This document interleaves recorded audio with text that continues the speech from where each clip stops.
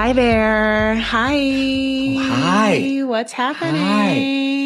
Ooh. Yes, honey, it's a very special episode of Vanity Fair with your host, Chris Farah, and a very special guest, your friend and mine, Maddie from Reality Gaze. Hello. Hello, everyone. Very excited. Truly perfect timing because we're two Pisces on the cusp of our renaissance. Of our renaissance. Neptune moved in Uranus's ass or some shit like that. Someone and moved in someone's butt.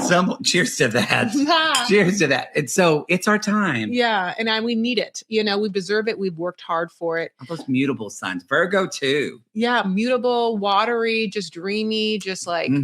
But gonna get stuff done.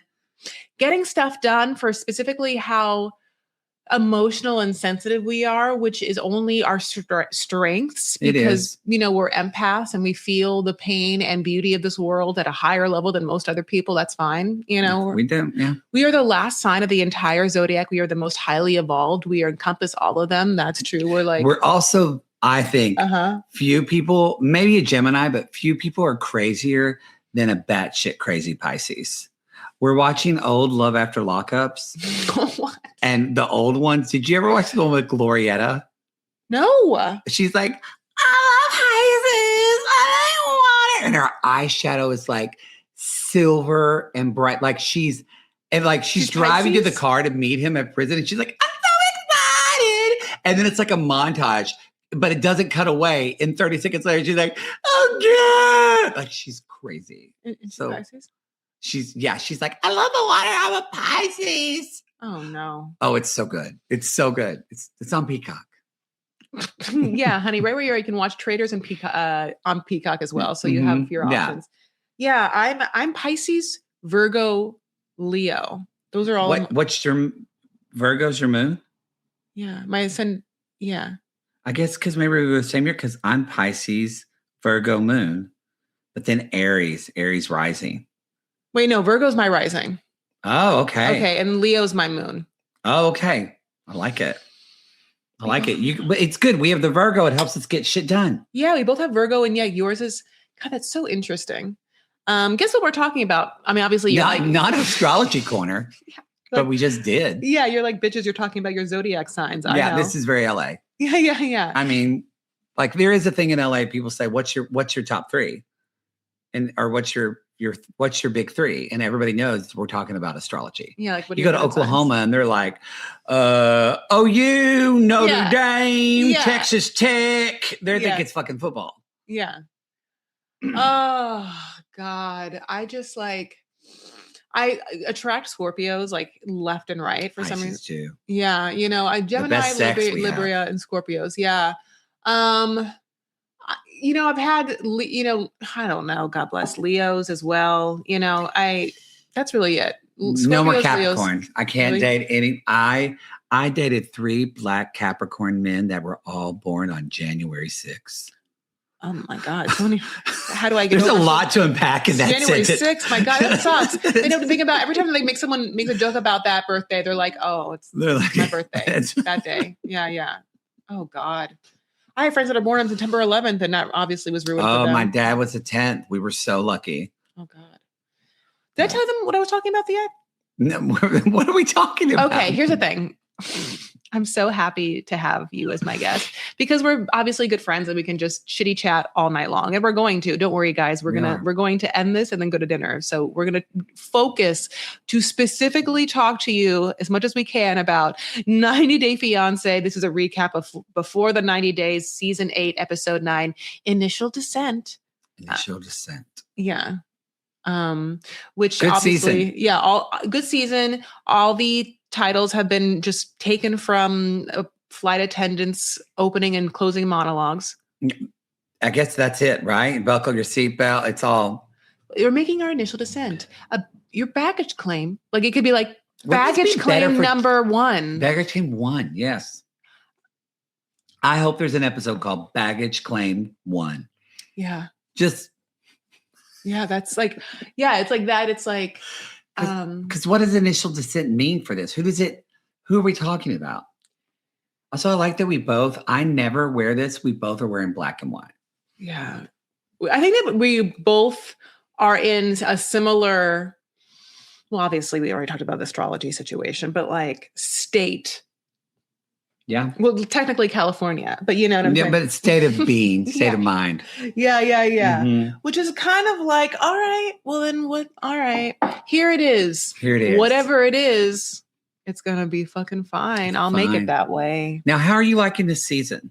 I love the season, and I'm really happy, Al, that we get to have both this and Toe happening at the same time. And I've said this, so have a plethora of new couples. Obviously, you have Jenny and Sumit on Toe, and we are being, definitely teased to a brim because we're absolutely in episode 9, and we surely have seen Elise and whoever this person is. I mean, she was at the holiday party for a reason. She sprayed me down with Bath and Body Works for a reason in the girls' bathroom. Like, she's on the show, right? Yeah. She's so we think a couple's going to leave. Yeah. Okay. So who do you think's going to bail out? Jake, what was it? Jake thought it was going to be and Syed, right? We didn't know Em and Zayed, but now we're wondering, especially after this episode, is it going to be Laura? Laura and Burkhan. Yeah. I agree. Like, I don't understand, like, where the fuck is Michael? Like, okay, maybe we should start with them. Mm-hmm. Okay. So, whatever you want. Yeah, let's start with Laura. I don't know why I said it like that. Lara and beer can. Oh my God, you spell it the way I can, like beer can, like a dick. I have to because I want to say it right. Yeah, I want to say it right. Because I would say beer con. I was like a Birkin bag. Yeah. That's my own toxic trait.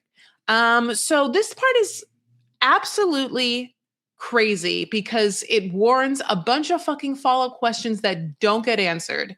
But they're lying in bed, and we are supposed to believe that suddenly he has come up with a surprise romantic getaway when he can't afford anything. So like, who's paying for it? Production over, like, makes no sense. Also, like, this is something we see all the time. For some reason, the couples always have to go to another place when they're in the other place as like either like a different climate or whatever.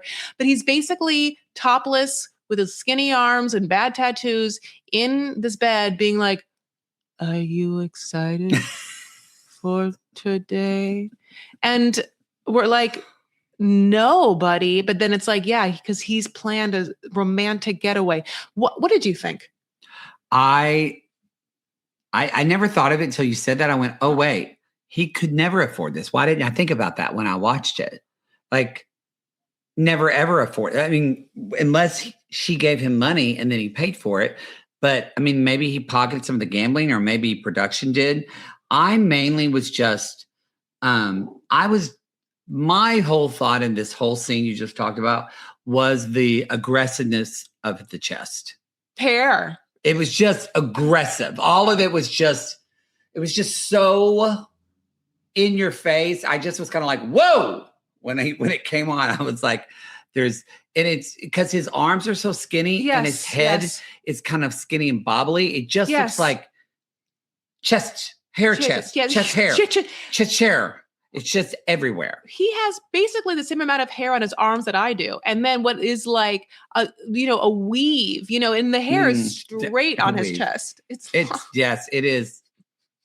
Yes, there are people that have straight body hair. Yeah. I'm curly everywhere. Me too. Yeah. But me too. But we're curly girls. Girls. They're sick of us already. Pisces puby curly girls. This is the first glass of wine, I swear. Second. Yeah. Yeah. But no, it's so anyway, yeah. I also, don't you think he just smells like stale cigarettes? Disgusting. Always? Yes. And the shisha or whatever that he always smells, the breath is bad. The breath is bad. It's really, really bad. Mm-hmm. I literally wanted to know if Laura was like, am I paying for this surprise getaway? Like, because you can't just surprise someone without them knowing, without their credit card. I mean, so like the fact that they don't explain this is poor storytelling. Agreed. They're going to go to Chesme, Turkey, or Sesame, Turkey. I forgot how you say it. It looked beautiful. Great. Looked gorgeous, actually. There's a castle. Mm-hmm. They're like walking up a castle, looking at places he can never afford to live. Never. Ever. It was pretty. It was, but it's like they do this. They like distract the American with like something pretty. It's like, well, or in Rick's case, Rick is the American, but this is that on B9? Yeah. Yeah, we'll talk about Rick like brings Trish to this beautiful place. I'm distracting you to then tell you what a shitty person I am. Yep. That's what he did. Yep, he did. And it that's what they both did.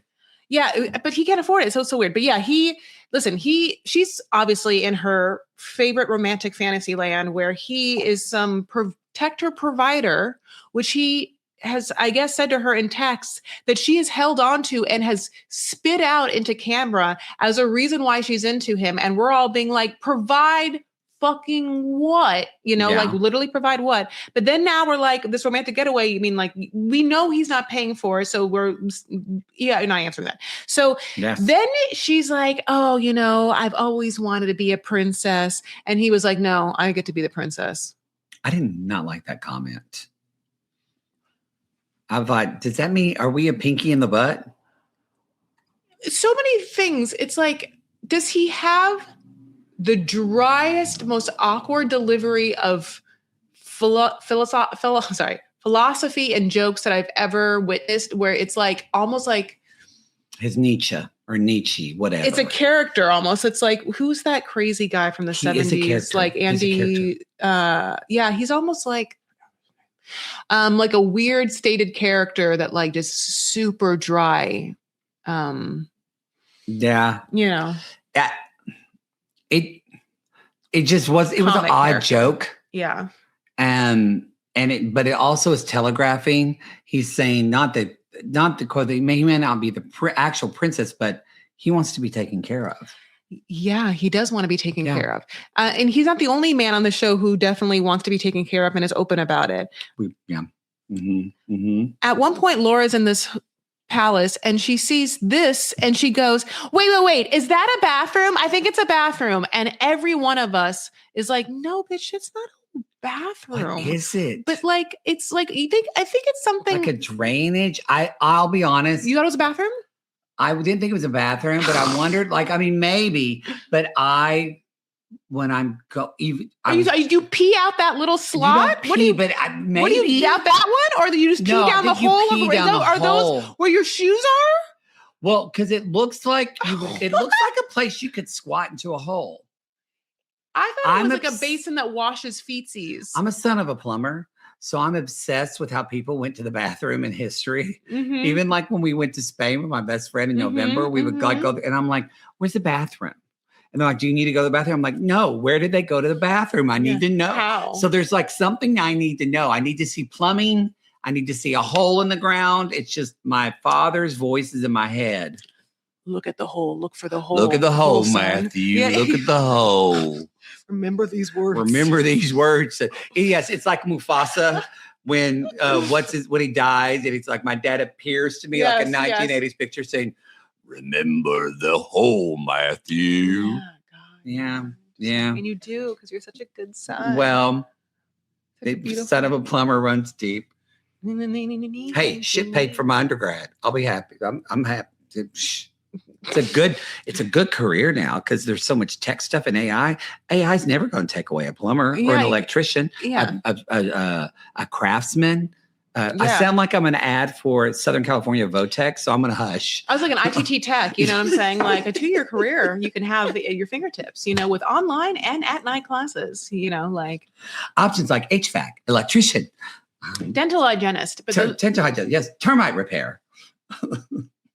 Yeah. It's so funny, because not so funny, it's so horrible, but like, this is really bad. But remember how like 6 years ago, everyone was about being a gamer and coding? And now like coding is like. And now there's Claude AI. It's the best one. Oh, I don't know any of them. I don't understand them, but I keep hearing about Grok. No, Grok is the bad one. That's Elon Musk. Listen, to me, they're all bad. To me, they're all bad. So I don't use, I know. But I do use one.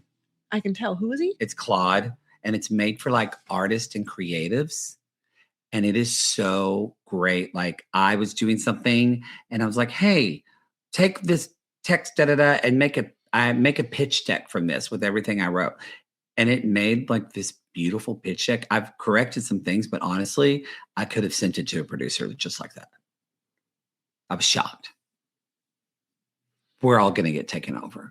Okay, well, I'm going to just compartmentalize this entire part of this You're podcast. terrified right now. Yeah, I'm just gonna like have to move on because we have a dinner reservation in 2 hours. Oh, we do. Yeah, Okay, and but in 2 hours you're like, Chris, it'll be fine. You're like, no, it won't be. It won't be fine. We have so much. We still have 2 hours until dinner. Yeah, but believe me, we'll talk. Okay, so I'm not worried about it. Boy, I'm gonna be drunk. Yeah, no shit. That's why I opened it. So basically, after they join the tour, but I'm like, did you pay for that tour? And after she is like, this is. Did you pay for that tour? Did you pay for that tour? Sorry, you said it a little bit like your fancy show when you say, "Can I pet that dog?" Can I pet that dog? Yeah. Because I just know he can't pay for anything. How is he paying for the secret getaway? But they join the tour, and like, there's a tour guide. I was like, "Girl, did you check them in, or are you gonna just follow along? Right, just join? right. I bet they just joined. He's going to. Okay, sorry. I'll bring my. Don't. You're like, Chris. I've been on those tours. They're expensive. It's like $100 a person. If he's going to just skip out on debt from a country, then he will do whatever the fuck he needs to do to just get by. And like, yes. There are people. He's going to dine and ditch Turkey. Yes, of course. There are people in this world that are only too happy to pull one over on like and get things for free until Jake. My mom. Oh, Jake loves a deal. I can't. He says, "I got the man." And I'm like, this was a female-owned business. Yeah, it literally is. It's triggering to me. It's true. I will say two things about Laura. Right. Her hair is entirely too brassy. I mean, that is a brassy ass hair. It is orange and yellow. It's brassy. Yeah, it is just like, why? What? But pumpkin she looks like? To me, she reminds me of like Renee Zellweger's sister who grew up in Ohio. Oh my God. Yes. But also like she's pretty. Like she looks like Renee Zellweger. Oh, I think that she's absolutely beautiful. I think that where would you go with her hair? She's very, very skin. Yeah, you could, I mean, honestly, with those, and she also has gorgeous eyes. You could go real dark and have it be like a contrast, kind of like Dakota Fanning.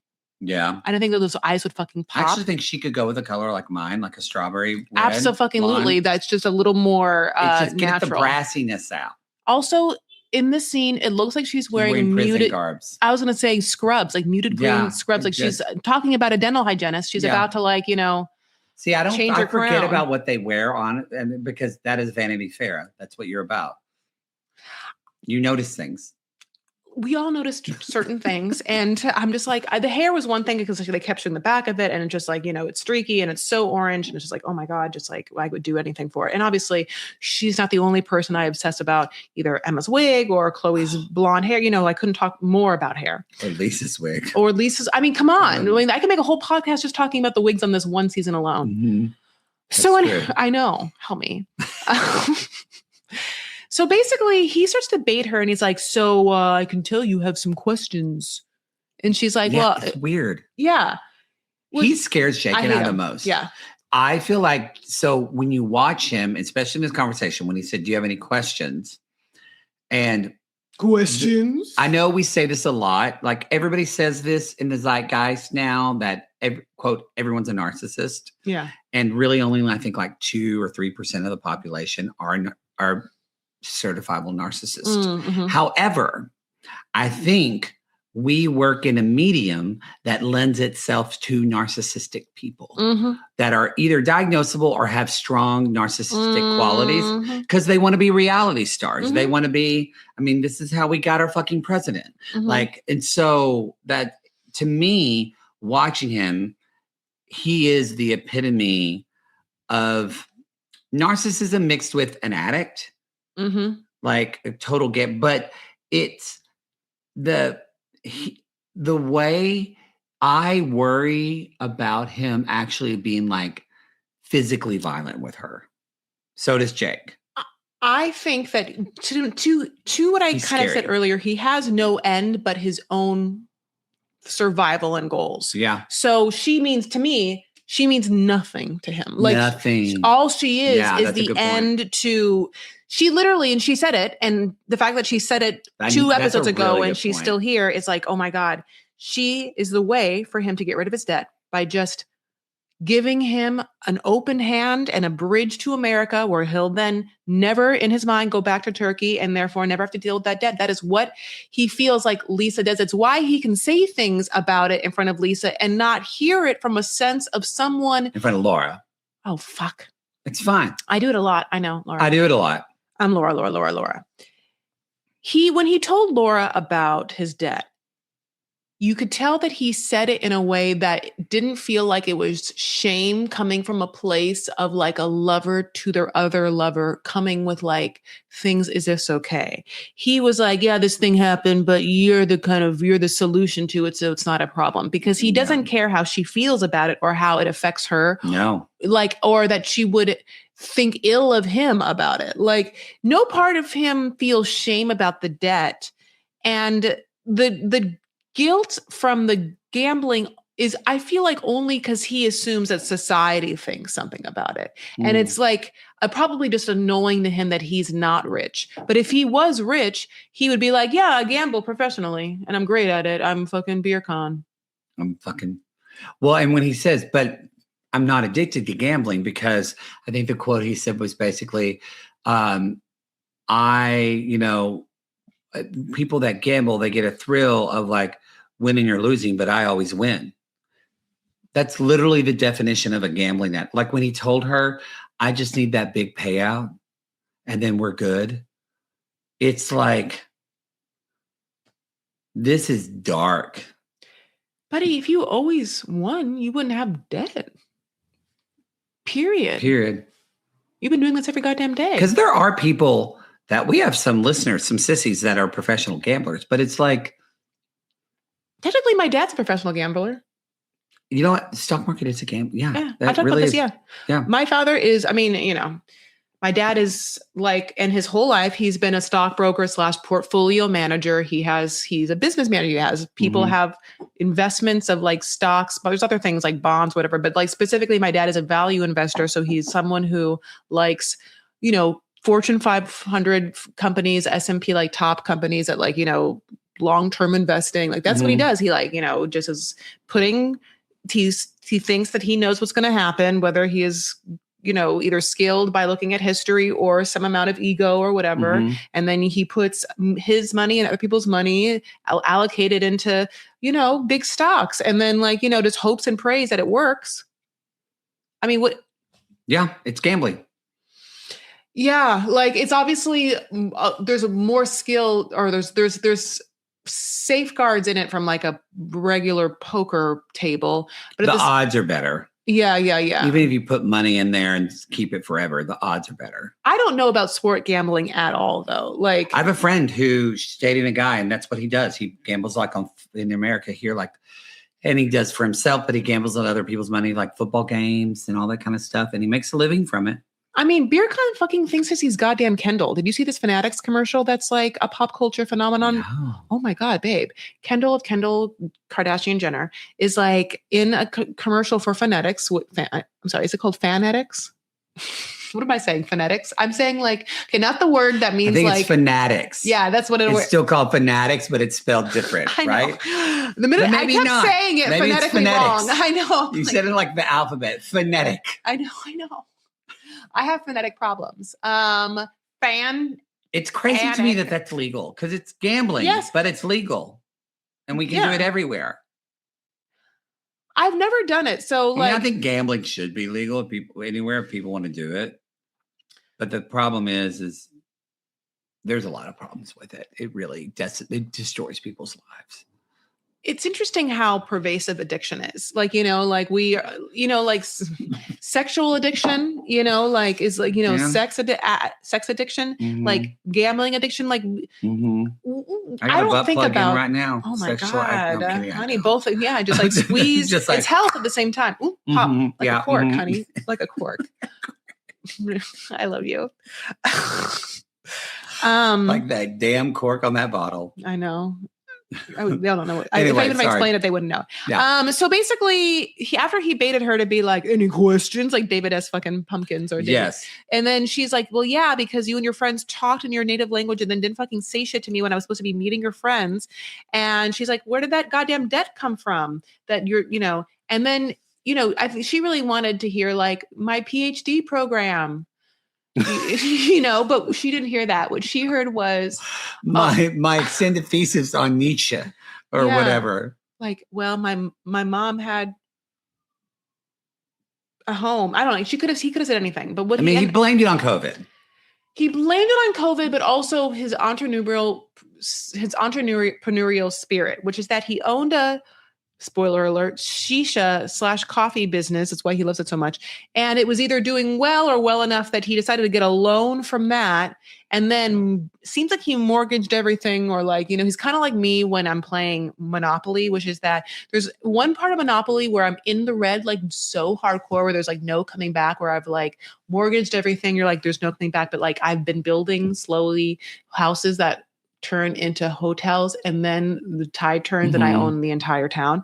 That's what he thinks was going to happen. But COVID happened, like you said, and it put a wrench in all the plans, and all the places closed. And like he said, in times of despair, he turned to gambling. Now, we don't know when he started gambling, but then there's this other element where he's like, and, as you know, I love the sport. I love playing. And now that I can't play anymore, I can still gamble. Yeah. do you believe the shisha? Like, I don't believe the shisha. I don't think that was well said. I don't believe him that he owned the shisha bar and all that stuff. I don't either. Yeah. Okay. I don't believe him. No. Okay. I don't, because like you said, you really nailed it. I had to bring this up on our pod. He doesn't care about her at all. So why would he tell her the truth? Mm-hmm. So, because people lie to people they care about, even. I mean, sometimes he cares about himself. But like, if he doesn't even care about her, why would he tell the truth? Yeah, you're right. Yeah, look, Laura seems smart. Like, I feel like she's smarter than this to know. That's why I feel like she's going to be out. Okay, in relativeness, she seems to have more wits about her than just the person. The average American from 90 Day Fiance. Yes, and Lisa, who I keep fucking up their names. Laura has more wits about her than Lisa.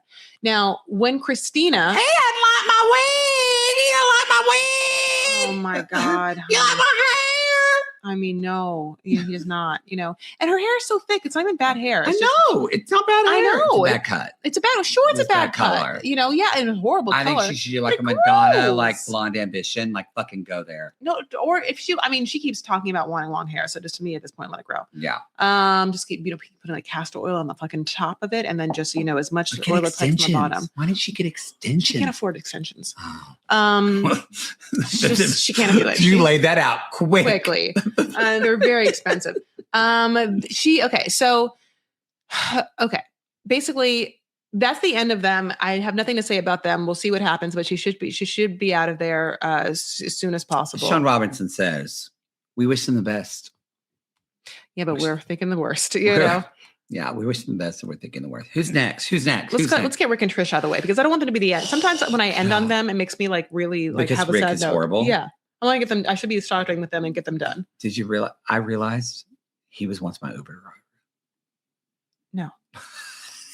No. He was once my Uber driver. No, how did you? Wait. Because it came out Shibuti, the Shibuti, yes, of course, the very high news here on 90 Day Fiance. Well, Shibuti breaks it all. I know. So I don't even know Shibuti. I don't even know what pronouns to use with Shibuti.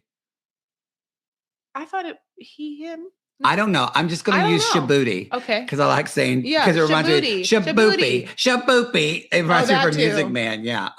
But Shibuti said that Rick was an Uber driver. And when I saw the post, I went, wait a minute.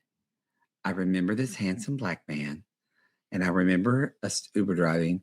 And then I remember us talking about tap dancing. And him talking about that he taught tap dancing.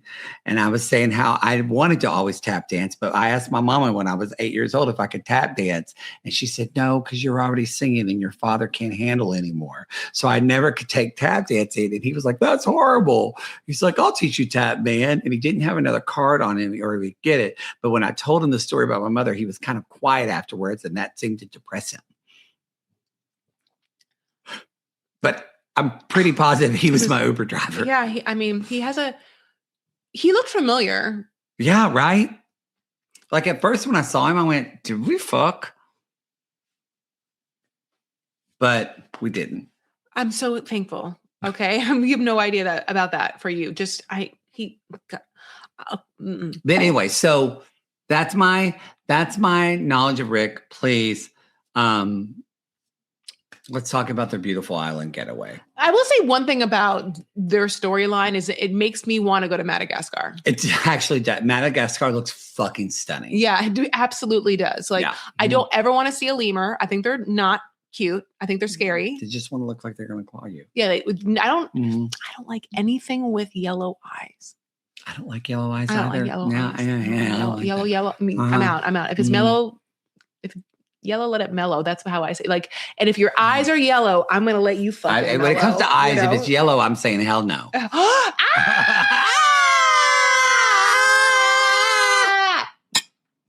Okay. But they're having an excursion, honey. They're in a canoe. They're in life vests. He's afraid of sharks. He's always like She's like, oh. God, you're always complaining. He's always complaining, and it's true. And he's always kind of being a little bit of a pussy pansy. Like, and I mean like a little wimp. He's always he's a complainer. Yeah, a complainer, but also wimpy. He's like Jovan. How do you say his name? There's a lot of Americans that because they, love a certain amount of comfort and because they, haven't traveled and because they like haven't done research, when they're in a very different modus, they cannot help themselves but be like kind of like a baffling, bumbling fool through it, you know, and just be like, and it makes them always look old. It makes them look stuffy. It makes them look unsophisticated. It always makes them look again, like also like a little like wimpy, unsophisticated, uncultured kind of weak person. Yeah. Sharks exist everywhere. So if he's why is he like, I'm afraid of sharks? You're literally on a canoe with 4 other men that all deal with this fucking canoe in these waters every goddamn day. Yeah. You're fine. Yeah. I mean, I'm even scared of sharks a little bit because I'm from a landlocked state, but I even would be fine during this. I would only be scared of sharks if I was like on my fem time, only because of sorry about it. Don't fast forward. I'll stop talking. So whatever, everybody has it. You're fine. Listen, if you are some person that don't have to hear about your period ever, then I'm doing you a goddamn favor because it's like have you watched the finale? When does this air? When is this going to air? Sunday night. Well, I can't say it yet. There's a thing that happens in Tow on the part 2 tell-all. Yeah. I haven't watched it yet. Well, they're all like, Petit is like, I can't believe that a mother and son talk about this. And it's like, just spoiler alert. It's just like a gyno appointment. And I'm like, there's nothing wrong with telling your son you're going to the gynecologist. Oh, yes. I'm trying to understand what you're saying. Yes, it'd be no problem to be like, son, I have a gynecologist appointment. But it'd be very Tia is offended by it. Oh, yeah. I thought you were talking about Forrest and like, okay. Offended. Because to me, obviously, there's a, problem with some, some boundaries. But yeah, like, I mean, obviously, I was raised by my dad. And so I had to be like, Dad, I need tampons or whatever, like all the time because he had to buy them for me. Yeah. So basically as Rick and Trish are going through this beautiful, like romantic, island hopping adventure, she's wearing a super cute bodycon red number with like strappies that come down. She's short, fucking pop star gorgeous. She's unbelievably beautiful. Unbelievably stunning. She's her eyes, her hair, her face was just like her face is like radiating sun like and light. Walking Noxzema commercial. Yeah, she's gorgeous. Her skin always looks like fresh faced. She has like big ass titties, big ass natural ass titties, and they're just like, they just look like they're just like mouthfuls and handfuls, and like, why are you with this Dusty? I know. I don't know. Because I don't think she wants to come to America per se, but maybe she does. I do think it's a very small island. I do think she'd probably love to come to America. And I hate to say that for her. And it's just my gut of guts. I don't think that about everyone, but I do think that she would. I think that that's part of it. Just because I do think that she is hot as fuck. Yeah. And I think that there is a part of her that knows that she is too hot for that island. Yeah. And that maybe America will give her the opportunity for her. I don't know. That's fair. She's never said this, but this is Chris Farah telling you, projecting on you her heart of hearts. Got it. So he's like, baby, baby, baby, I got you a secluded, private, romantic situation. It's beautiful. It should not be called Initial Descent as the name of this episode. It should be called Baby, I Got You a Secret Place I'm going to Take You. Which I do have a secret place I'm going to take you later. Yeah. Oh. It's a restaurant. Okay. Or maybe, glad I waxed. Yeah, honey, prepare. Okay. Prepared. Yeah, I need at least 2 Lion King references every episode. Yeah. At least. So, and it's gorgeous. So he shows her, it's like you walk up these stairs. It's okay, this is a little confusing to me and I need you to tell me what it is. So it's like a tree house.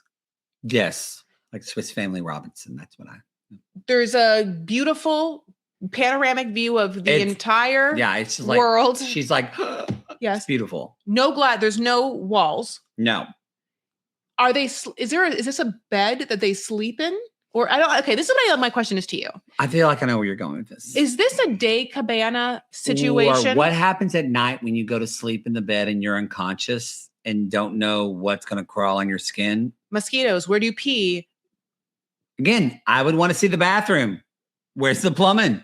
Where's the plumbing? Now it makes sense. I know you're dead. Now it makes sense. Young Matthew. Find the hole, Matthew.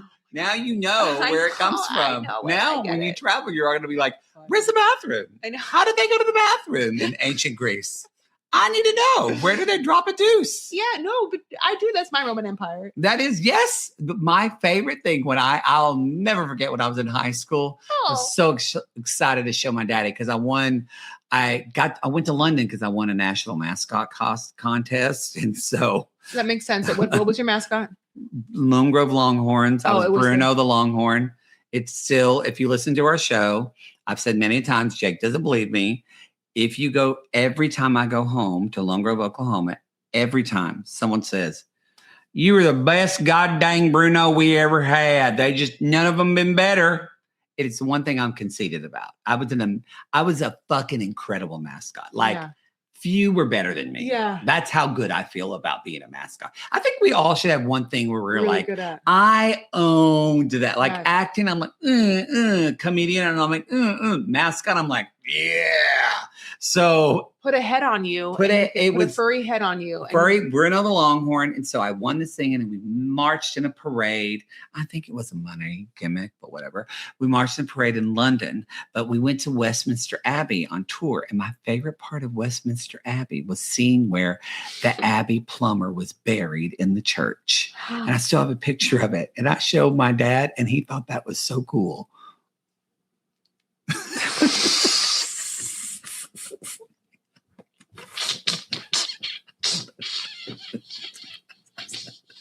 You know, when you finish a story and you're like, I don't know where we're going to go after that. I know I do. Okay, but I have all questions. You know, I have all. Don't ask me questions. It'll be too long. It's nothing about, okay. It's just, okay. It's this. I believe you and I know you so well that like, I know that you were such a great mascot. So then I think now in this world, was there ever a time in which you were going to apply to be like a Disneyland mascot? Because in Southern California, that was the plan. Well, because I wanted to be Goofy.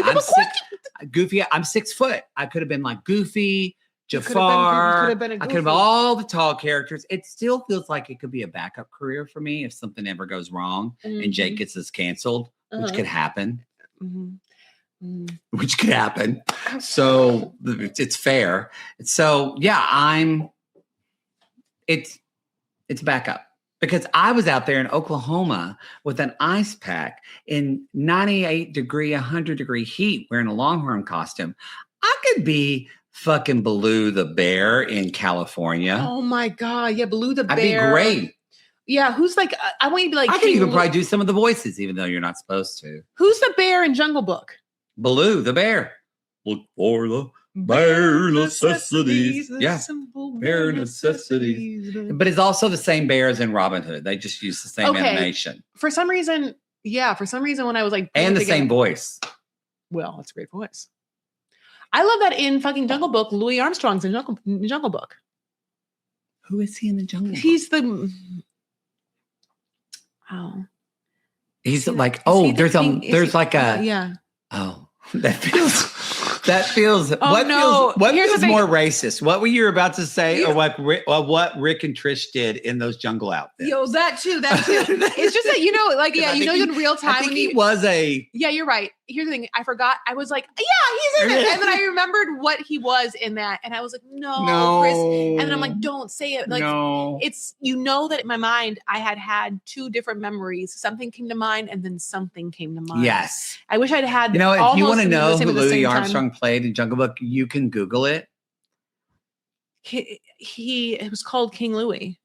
King Louis. Yeah. Yeah. The King of the Jungle.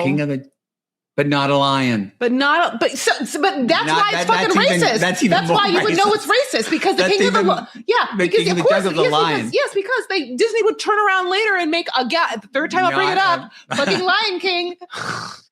All right, okay. So can we talk about them being racist and not us? Yeah. So then obviously he does this, and Trisha's like, "This is gorgeous. I'm so into it." And then he's like, "Great." So I bought another stupid thing. Then you're like, let's do role play.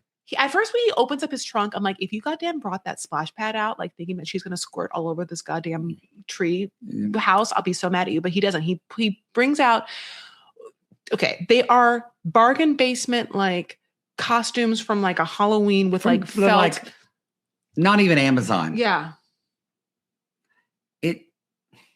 I think he wanted to wear this. He feels like he's super hot. And he also, it's part of like, he feels like he loves his torso. He loves his torso, and he probably thinks he has a big dick or whatever. Like this loincloth. Do you think he does?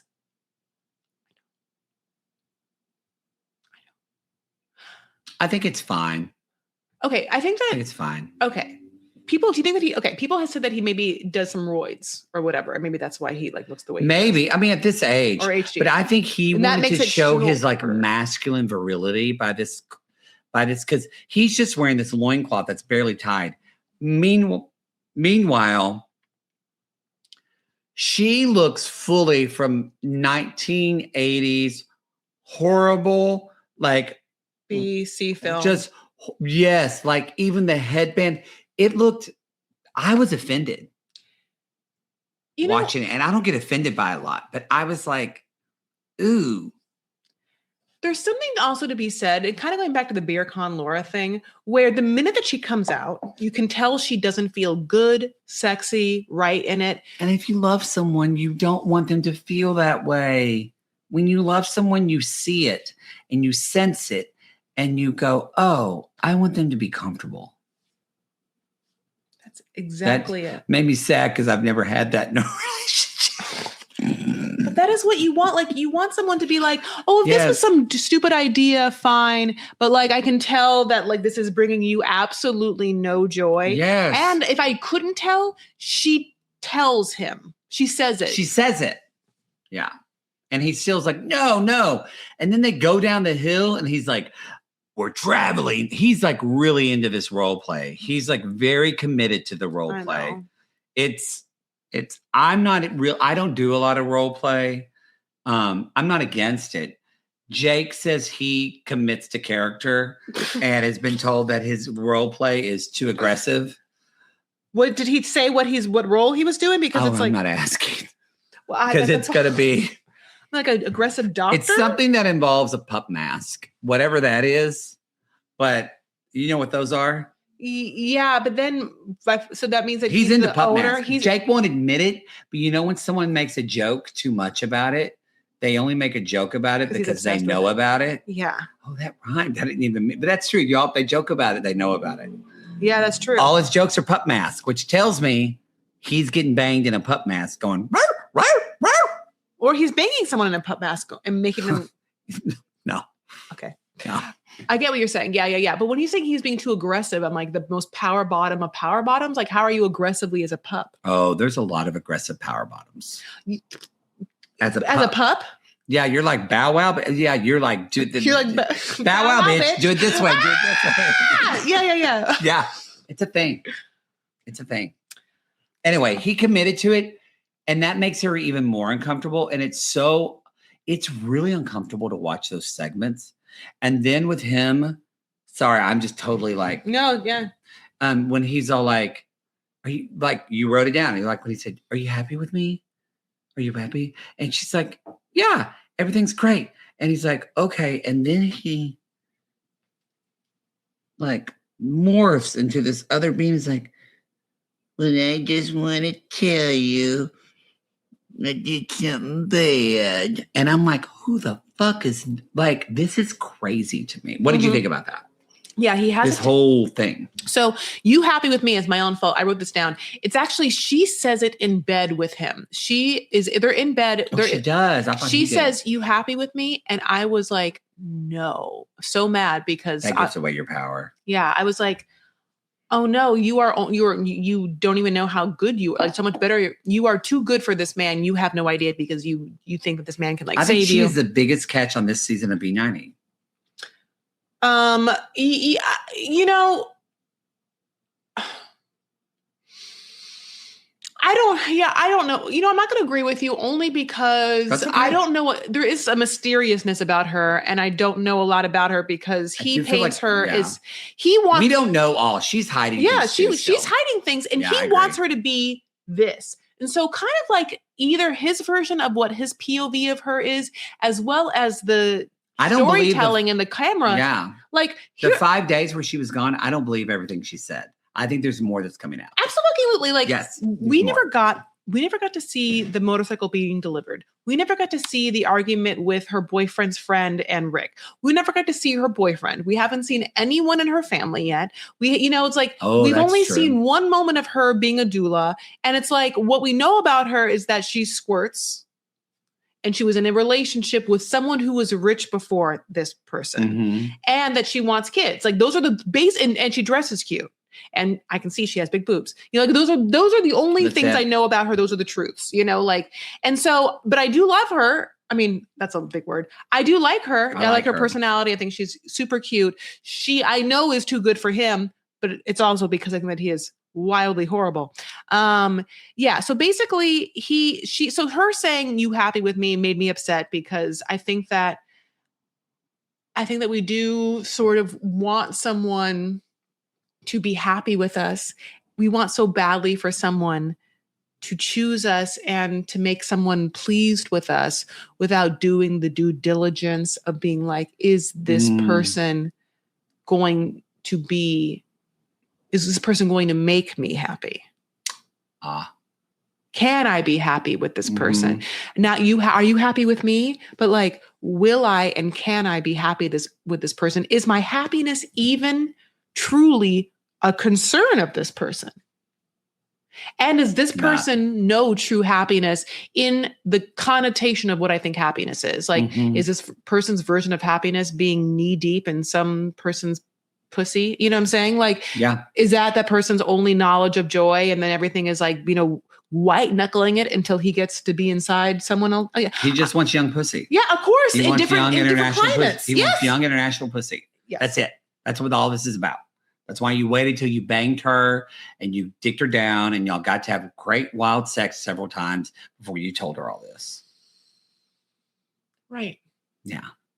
So it was horrible. Hard watching her hear this. Like you could tell it hit her in her chest. Yeah. When he finally was like, you know, because we also find out he originally told us in his interviews, well, during that 5 days, I went to Colombia. Well, no, we find out during that 5 days, he decided to go to Colombia. So then he went to Colombia past the 5 days. So he was talking to her while he was fucking his ex in Colombia.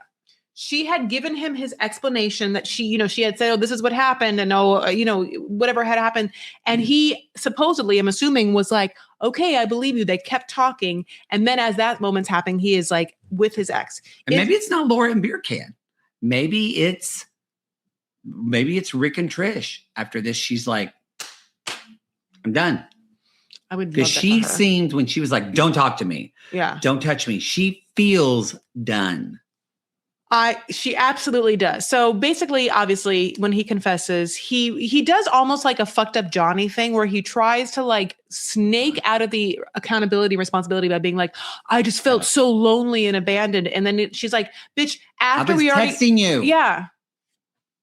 Also, you're going to get lonely and abandoned and you're going to get that from someone who's in a fucking different country. And he's like, this is something we can work through. So then basically they packed up to go, and he's like trying to talk to her. And she's like, shut up, Rick. Don't even touch me. Don't even talk to me. Just shut up. Shut up. Just shut up. Shut up. Shut up. Yeah.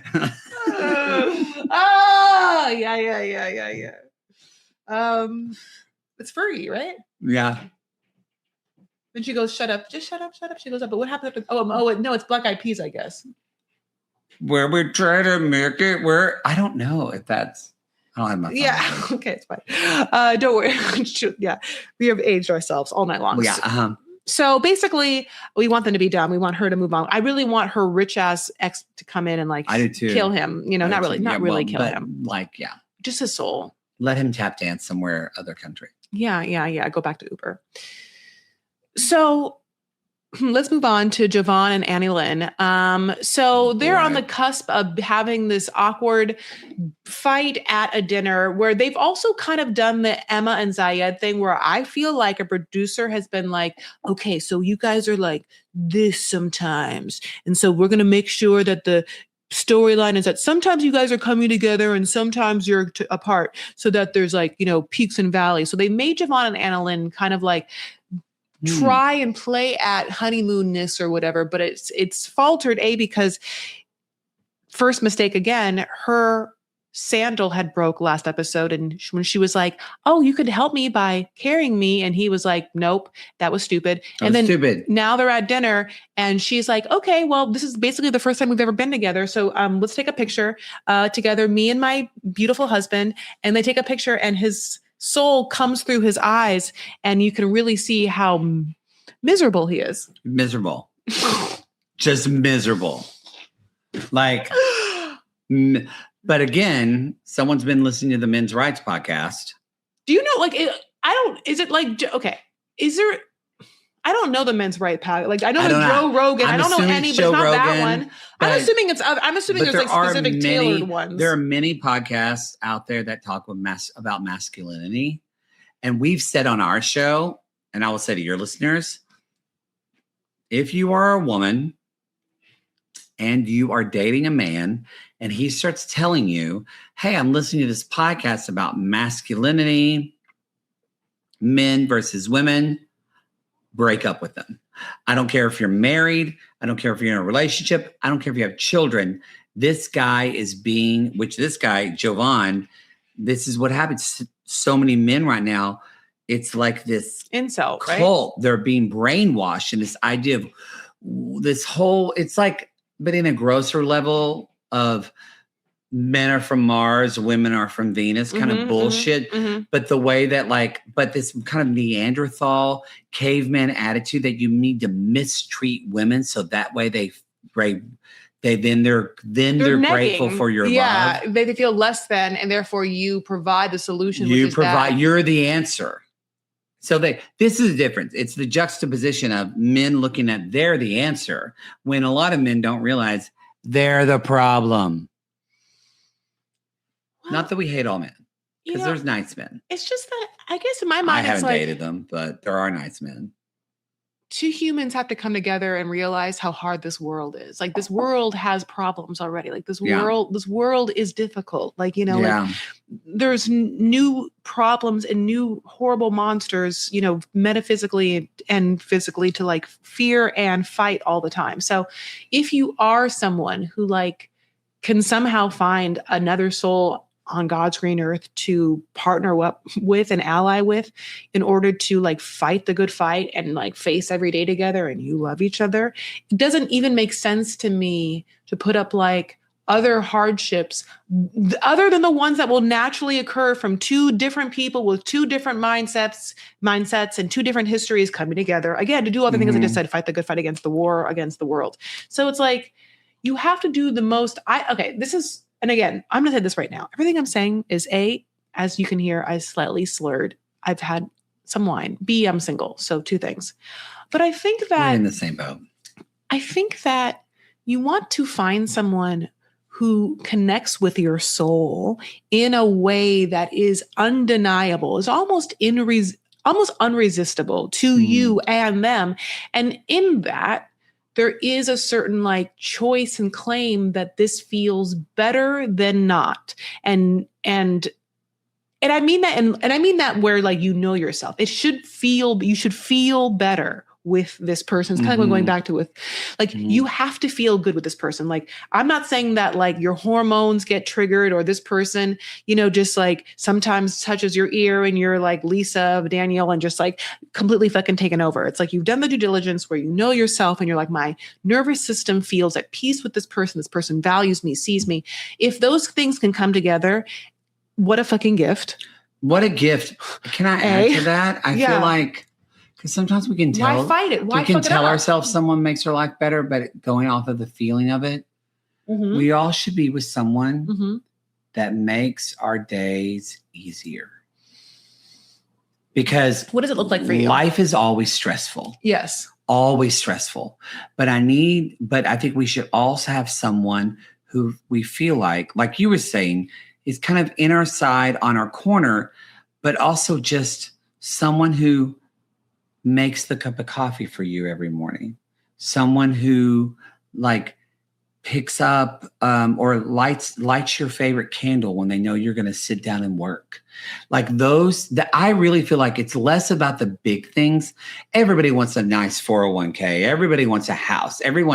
But it's these, what I recognize now that I've never really gotten in a relationship is the day-to-day details where someone just filled in the blanks of my life to complete my sentence and make that day easier.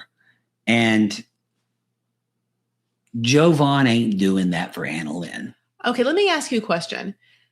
Is that easy to do when you live together? Is it hard to do when you're just dating, though? Like, how would someone make you well, because there's dating, and then there's you've been dating for 6 months. Yeah, absolutely. This is you've been dating for 6 months.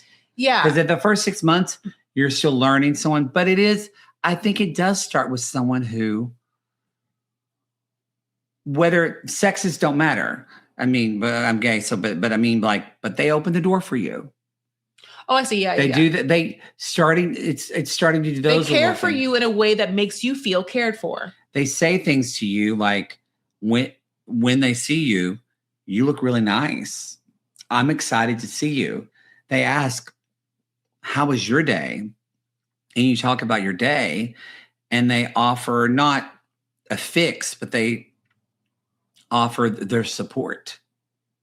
It's like those little things that makes it, because life is stressful. You're in a terrible job that you hate, and you're sitting and looking at a cubicle every day, but you're dating a guy maybe 3 months in and says, "You've been working really hard. Let's go do a fun day trip on Saturday." That's someone who is thinking about your happiness. Yeah. That's someone who wants to make your life easier because they know how hard life is for you, because life is hard for everyone. Yes, I think that is an extraordinary gesture of care that would be lovely to hear, you know? Yeah. It's why I'm not dating anybody now unless there is that. If there's not even that minimum, I'm out because I love being by myself. It's so funny. I am mostly by myself all the time. It's very rare. It's very rare it's very rare for me to feel a mental connection and a physical connection with someone who also feels those things with me. And the problem is I don't want to, and I mean that I want to have a mental and physical connection with someone, and I want them to have a mental and physical connection with me, but not just physical. I need them to value me or see me or think that I'm smart or funny or whatever it is, or can banter with me in that way. It's very, it's maybe we need to date other Pisces. What's a Pisces dating a Pisces like? That would have been plenty of fish. Oh, honey. Okay, let's go back to Giovanna and fucking Anna Lynn. She's got callbacks, ladies, gentlemen, gays, and nays. Everything is everything. Yeah. So she's confused because they keep arguing, even though they're supposed to be on a honeymoon. And it's basically she's mad that he, it's kind of like both things. Both of them are kind of doing the same. She's picking at him and he's picking at her. But basically every time she's I wish that you would act like you like me or are happy. He's like, well, I'm just so tired just providing for you all the time. And she's like, well, every time I say anything, all you say is that you provide for me all the time. And that's why you do that. And I should just be happy with that. And they kind of argue with that. And she's confused. And at some points he like is in the room and he goes away and she's crying. She's kind of like on the couch and sort of like twiddling her thumbs. Yeah. And to camera, almost in a very like wildly, authentically honest moment, she's like, it's hard to be with him. Yeah. It should not be hard to be with someone you love. That goes back to, it should not be hard. I'm not saying it's always easy, but it shouldn't always be hard. Yeah. There should be, everyone I like has her. issues. I like her a I lot. like her a lot. I like her a love lot. her, actually. And he's not like, it's almost like, he's not a bad guy. He's just a Jake lost soul. hates him. Like he's no Rick. I don't think he's like Rick, you know? I actually, I do think he, like he lost, does, like, he does fucking- the whole, like, I listen to these podcasts masculinity thing, but I agree with you. He's like a follower. He's like a beta. He's a lemming. He's trying to follow. He's trying to follow. He's trying to find himself. I agree with that. Like He's still a little bitch. Yeah. Like he feels bad about himself. Like I still can't get over the fact that like he just was on like day one of national television being like, got a small dick. Tell you one thing about me. Tell you one thing about me. No, one thing about me. The smallest dick you've ever seen. It will not fit in your hand. What on? Like you get 3 fingers. That's it. You can't see it. Just like get a microscope, honey. They're gone. Yeah. Talk about not feeling it. Can't see it. Yeah. Mm-hmm. So, and again, she's dealing with that. Okay. So that's why she's like, it's hard to be with him, like she's like, okay, we're like, we get it, girl. So yeah, she's confused. She's over the masculinity shit. And then suddenly they're packing, this honeymoon's over. And then, I don't know, the hotel's like, we got to make sure that these people like have some fun here because all we've seen is like bad meals and, one interesting hello bar, but we have a terrain that breaks sandals. We've got to we want to be the next White Lotus. We've got to show this place off.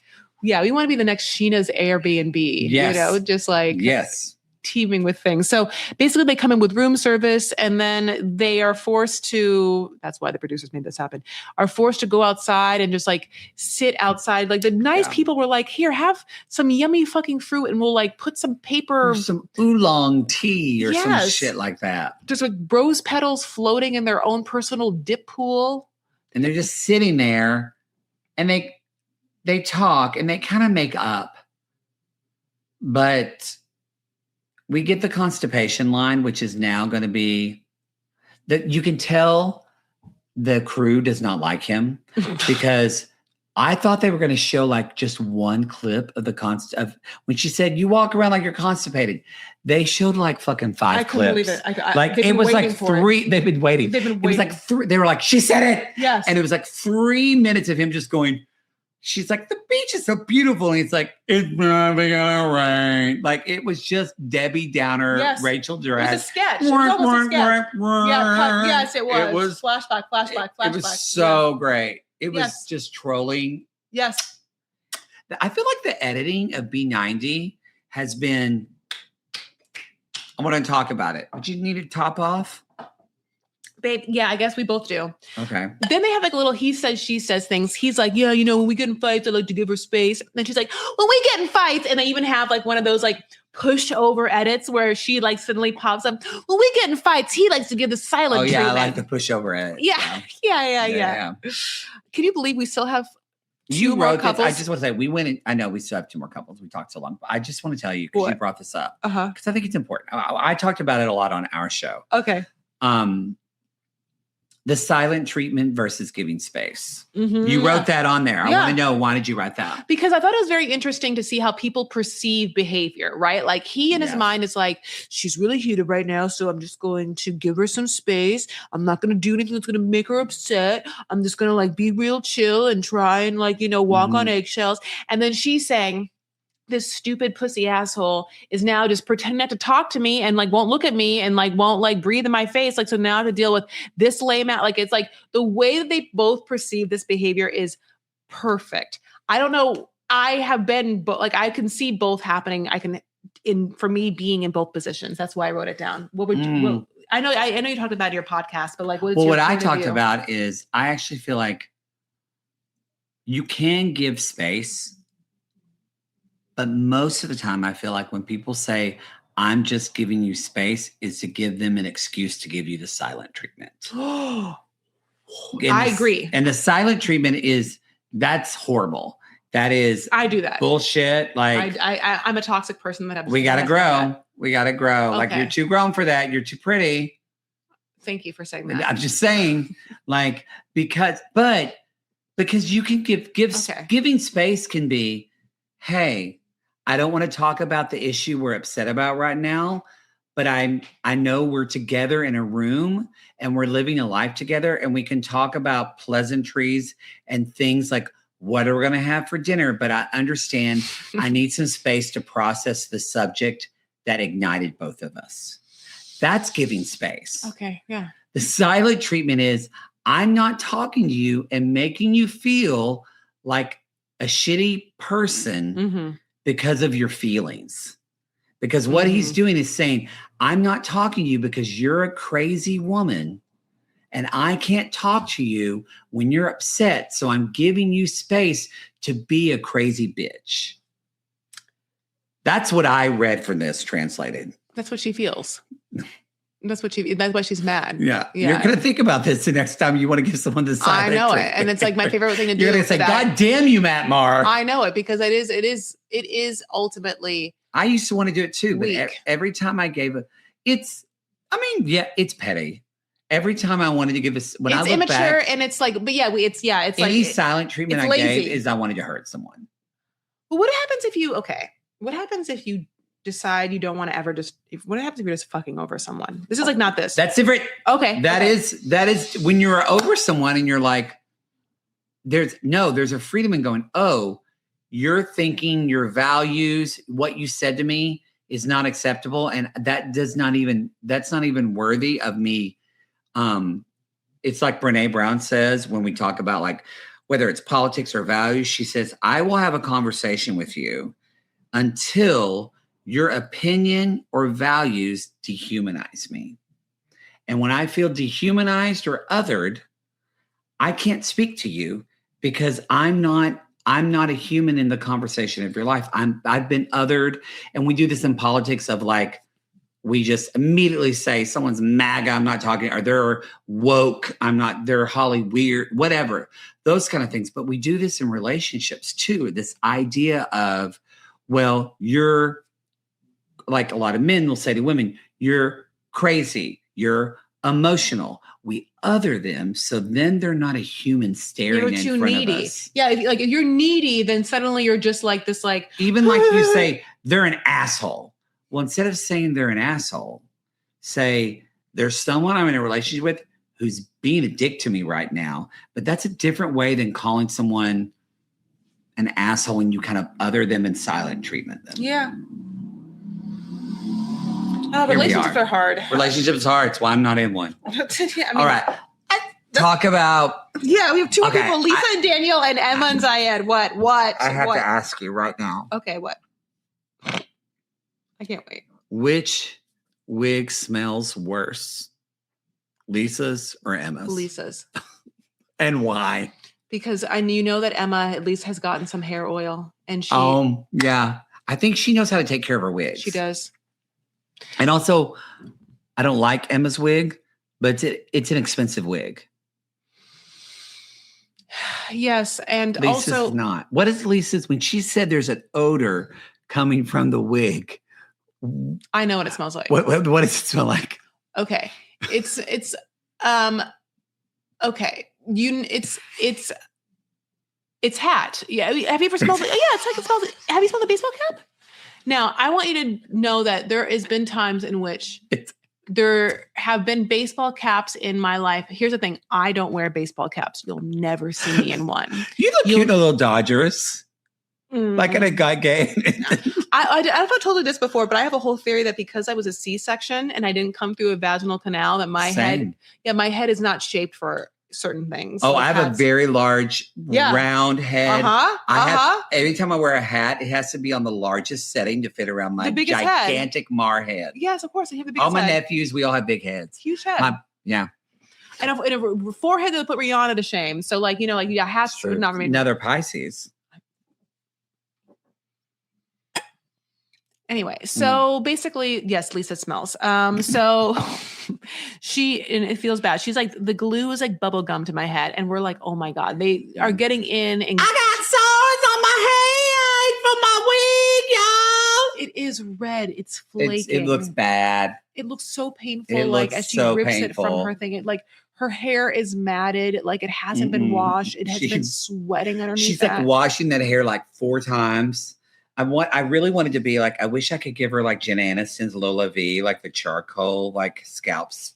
That's amazing. Have you tried it? That, no. Lola V, it's like this little, it's the charcoal scalp scrub. It's incredible. Love it. Have you gone to a Korean head spa? No. Well, you know what I'm talking about. Like Century Spa? No. No. So like it's not just a head spa. It's just for fucking scalps and heads. I would love that. Yeah, like they go in there and they show you your head before and they do a bunch of fucking different shit. It's like $100 and it's not worth it at all, but you should do it once. Okay. Don't ever do it twice. It's like something to do on your birthday. Yes, it is. You know, like it's something that you do once unless you are someone like me and it can like want to do it with someone else, you know, and be like, well, I'll do it again with you. You know what I'm saying? But yeah, I get it. Okay, so I have pictures, don't worry. So as she's taking off her, wig, she shows us a little bit of the makeup that she's brought on this trip, which is like an orange bronze lipstick that has glitter. Elf, I think it's Elf. An Elf lip liner. It's orange, like a burnt orange. Love Elf though. They make some good shit. I don't know if it's Too Faced. I'm using the vitamin C and it's great. Okay, yeah. It's great. I don't know if it's back there, if it's Too Faced or some other kind. I feel like that's Too Faced. Yeah. Thank you for knowing. That's Too Faced. Yeah. I mean, I can ask AI, but I don't have my phone. Then next door, she has her brush and then one vial of a travel perfume that you can tell is on its last leg. What does that say? Tom Ford? No. What is that perfume? No, it's not. I think it says War. W-E. I don't know what it says. It's not Tom Ford. It's not. I know. It's probably Tom Food. It's that sounds good, honey. It sounds good. Yeah, she's like, this episode, Lisa has gotten a little bit of a backbone. And I think there's something about her that's kind of like, what she should be like is like, I'll tell you right now, I am giving this motherfucker like a lot of money, and this person should be happy that she kind of gets a little bit of Americanness to her. I guess it's the xenophobe. Yeah. Which I don't want that for her. But at the same time, it gives her the space to be like, I'm going to come down without my wig. You should love me for who I am. And that's not my hair. He's never seen her though without her wig. But he knows it's a wig. So I'm of two minds. I mean, first of all, I want to talk a little bit about the editing. Yeah. She walks down, but then the editors did her dirty when they show like the transitional B-roll clip, and it's just people. Where are they again? They're in Nigeria, right? Yeah. They just show Nigerian women doing these amazing braids and weaves that look stunning on these beautiful women. And they're intricate. I watched it like 3 times. It wasn't like a 10-second thing. They spent like 45 seconds on like intricate, beautiful hair work. And then cut to her walking around the corner with that short dyke bob. Yeah. It was bad. They did her dirty. I hope we don't often get, but lately in the tell-all, in the tell-all, Sean Robinson is starting to get a little bit of Auntie Sean. Yeah. Which I kind of like, she'll go over and comfort them. Yes. I need Auntie Sean to, like Keisha does from Pink Shade, Mary Payne. I need Auntie Sean to take Lisa to wig court. Because if anybody, she knows a wig. Like, Sean Robinson knows a wig. I mean, what she can do to this. This is her moment. Oh, thank you. Go ahead. I know what you're going to say. I'm excited for it. No, just what what she's going to do for Emma. And I mean, they should have a completely part of the tell-all where they just all get new wigs. It almost should be like America's Next Top Model, where, well, I mean, that's wigs. Yeah, where obviously, and I'm bringing it up because everyone's going to talk about the fact that the docuseries is coming out, and I'm absolutely going to cover it. I can't wait to. The America's Next Top Model Netflix docuseries. It's very you. I never watched an episode of that. I know, not an episode. Oh my God, I wish I could say that. But one part of their whole thing is that there's always a part of the season where they get makeovers or whatever. Like that's and I wish there was a part of the tell-all where Sean would give everyone who wears a wig makeover. Or anyone who wants a makeover. Anyone. Because I'll give one to Laura. And here's the thing about even Chloe, who we're just jumping around. Yeah. Chloe could have used a hair makeover, even though she did come to the tell-all with better hair. But I'm not saying no one is immune to a better. Her hair improved greatly. But you know what? Laura's hair can improve. Laura's wearing her own hair, and we saw that brassy ass do. Yeah. So basically, let me just move you on. So it's fine. We're at 3 hours. I know. We're not going to dinner. It's so funny because I made a dinner reservation for us so late that I'm almost like, it's almost too late, but it was like between this, it was like, okay, I'll tell you.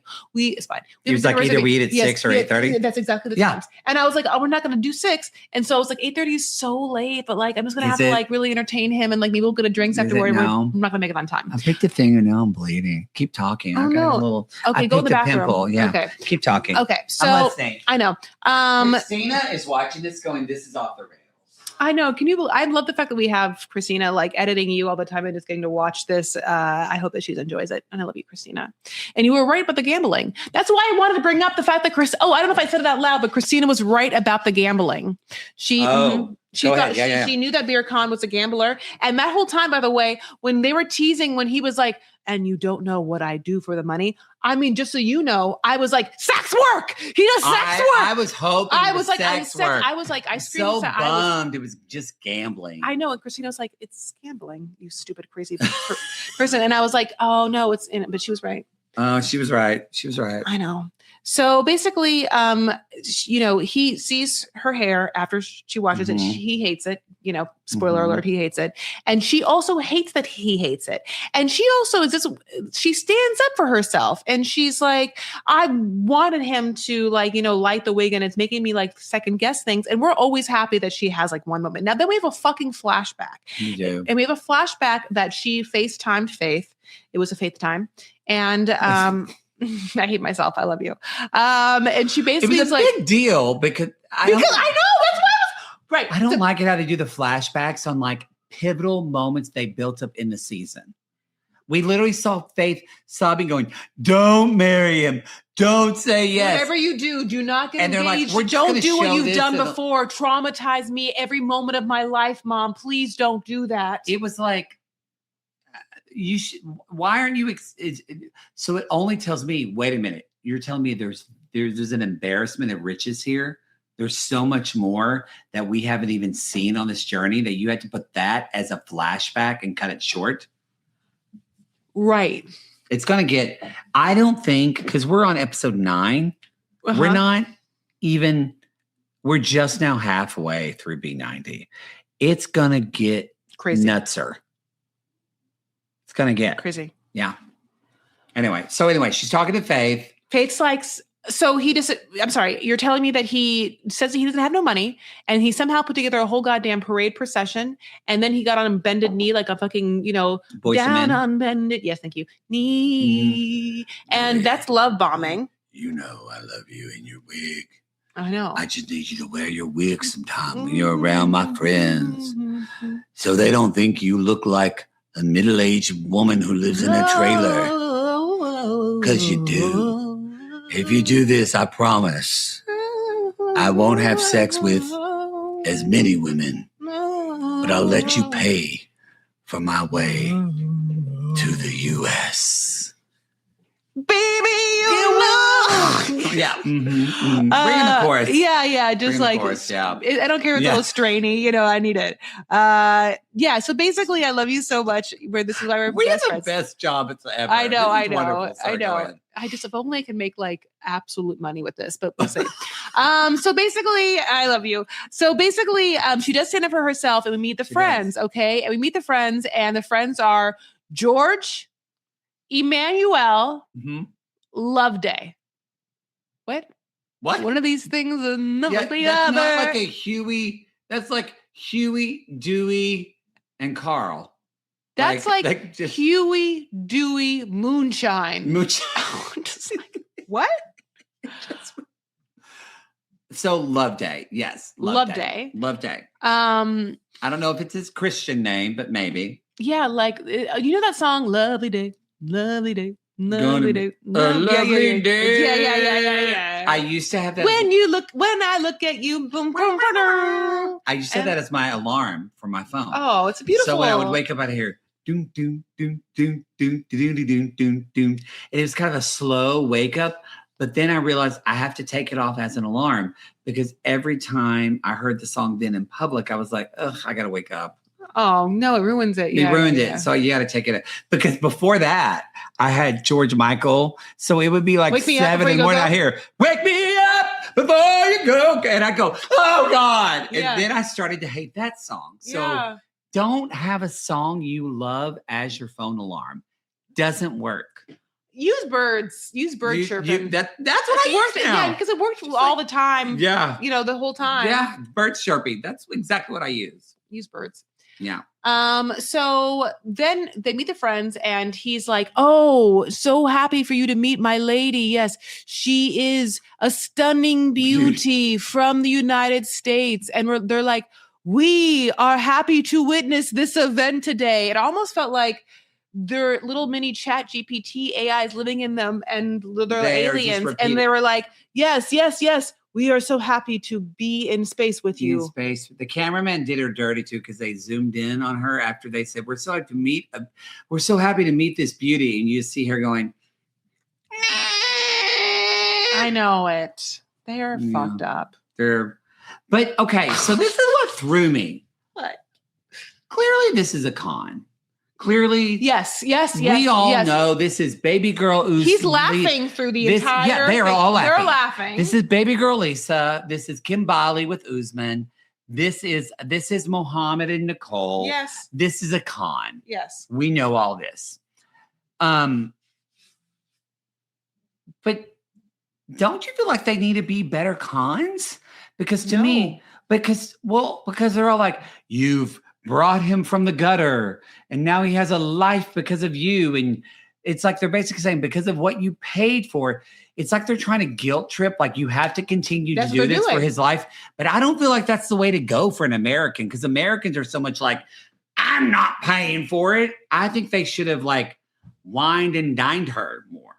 See, I see what you're saying. I think there's so many different tactics, but I think that one tactic is the white savior tactic. Well, that does work for some people. And I think especially that like men. Yeah, yes, for sure men, but also, there is something to okay, so the other side, okay, so there's gender dynamics, we have like, and this is like cisgender heterosexual, we have like men who like want to be like Superman, like come in, like fix people. But there's also women who want to fix people, women who want to like take care and fix them. So if they're thinking they're playing at her ability to give nurturing love and to make someone else's life better, which is like a selfless act that many women can die in the cycle of, like then it does give into a validation of like, look what you've done for him, your good deeds. Yes, you slave at work or do whatever, but now he gets to have these fancy ass clothes. And she's like, but the thing about it is they haven't for some reason realized that this Lisa is a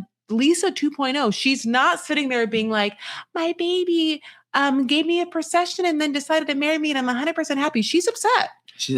She's not like, oh, I can't wait to meet you, Lovejoy, and tell me about. She's kind of like, she's not happy that he wasn't. Well, because he didn't like the wig. Right. He didn't like bull dyke hair. And so that he honestly, it all goes back to, if you're going to do the con, you say, baby, Love your need to wear a you wig. can say, but no need to wear a wig. I love your hair just the way you are. Or like so maybe to me. wear a wig when you meet my uncle again because he likes long hair. But like my friends, and you tell your friends, hey, she's got a short. Yeah. Don't fucking talk about my old lady haircut. She's an old lady, and that's what I'm doing for the next 3 months. Shut the fuck. Do you want to get to America sometime? I'll let you come visit. Shut the fuck up. Right? Yes. That's what you do. Would we be good con artists? Yes. But we can't because as we've said, we're so loving as being Pisces. We're like, I couldn't see someone go through pain. No, I feel pain. I feel other people's pain. It's unfortunate.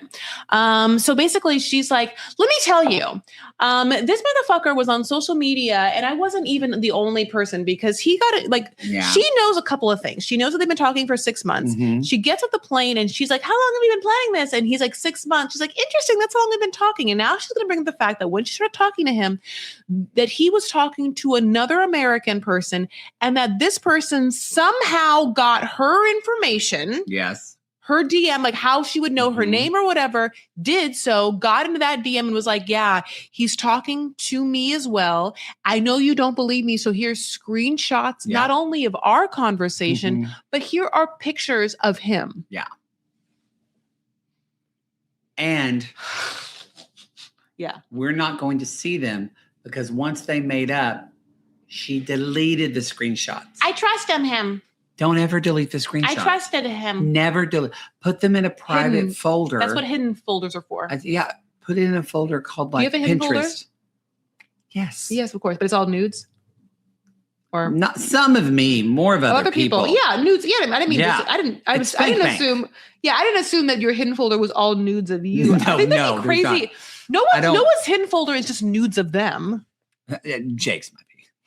He wouldn't have kept trophies of other. I mean, he's done professional photo shoots for his nudes. Like, have you? No. Should I do that? No, I've not done that. I probably should. I've not done that. This is the perfect time in my life. I don't trust anyone to take a nude photo of me and then give me all the photo and not save any photo. If I pay them and they're a professional photographer, do they have to? No, they can save that shit. That's definitely. It's like everybody who signs an NDA and then breaks it because fuck it. Well, okay. Now that I know that Trisha's just out here squirting all over the internet, what do I care about, a saggy titty out there? No, look. What? One day, I'm going to be, probably not from this, but who knows? I feel like one day, what is this from? Oh, I was playing with a cat and it scratched me. Fuck that cat. One day I'm going to be famous and everyone's going to see my butthole. Like that's just going to happen. Yeah. All I hope is my mom's dead by the time it comes out. It can be tasteful nude. You don't have to show me your pussy. You don't have to spread it open, spread it. Yeah, the guys I like her. Okay. Yeah, I would actually know. They want to know if the carpets match the drapes. Always. I think I have a fantasy, and I know we have to keep on. Don't ask a ginger person that. It's kind of offensive, but I get asked it all the time. Really? Sorry. Oh, all the time. People will meet me and be like, just met me. And they're like, so does the carpet match the drapes? Oh, and I'm like, sucks. We met 5 minutes ago. Yeah, that's gross. That's gross. Don't ask anyone what their genitalia looks like, like in a, the way you don't, that's why you don't ask trans people like what's happening downstairs or whatever, because you never ask anyone. You wouldn't ask no woman you're going to meet and be like, do you shave? Yeah. I trim. What was I going to say? I'm sorry I interrupted. You were going to talk about the show and I was talking about pubic hair. No. No, I liked it. What were you talking about? Completely off the rails. We're gonna get notes from Christina about this. Okay, well, I know that you had I'm sorry. You had. I was gonna say something that you. Okay, who knows? Yeah, it's fine. It'll come to you, or it wasn't meant to be said. It meant to be said. Mm-hmm. Yeah. So basically, okay. So whatever it is, whatever we're talking about, who knows? No, I mean, okay. Oh, I know what I want to talk about. I want a sexy nude shoot. Okay. And then this is the pose I want. And then I'll move on. This has nothing to do with what we're talking about. But I do want a sexy nude shoot. And I've always been somewhat obsessed with the Janet Jackson cover where she's holding her own tits, right? Oh. Such a great cover. And actually, she's not holding her tits. Some person is behind Janet Jackson holding her tits for her. You know what I'm saying? But I do love holding her tits. And there was that SNL sketch where it's like, remember when, I think it's like Sarah Michelle Gellar is just like, sometimes I like to do a photo shoot where I hold my own tits. I want to do, like a photo shoot where I get to just be like super sexy and I get to just like have my boobs and holding my boobs. So you don't see like full areola, but like you do see how the breadth and depth. Yeah. You see that you can tell. Yeah. You can tell the breadth and depth. Yeah. Pillage is great. Or the overflowing bounty. That is a great word. I don't know where that came from. The depths of not like, Oklahoma learning. No, honey, an English degree from Oxford. I think that this is our Pisces Renaissance. Maybe we both should get a sexy fucking photo shoot done where we would be proud about the nudes. I'm kind of into this. I know. We'll talk about it at dinner. Okay. We have to end this. Okay. So basically just know this. So, Faith is like, he's love bombing you. We made the friends. She's like, okay, this bitch came and DM'd me all these things. What do you guys think? Is he scamming me? And they're like,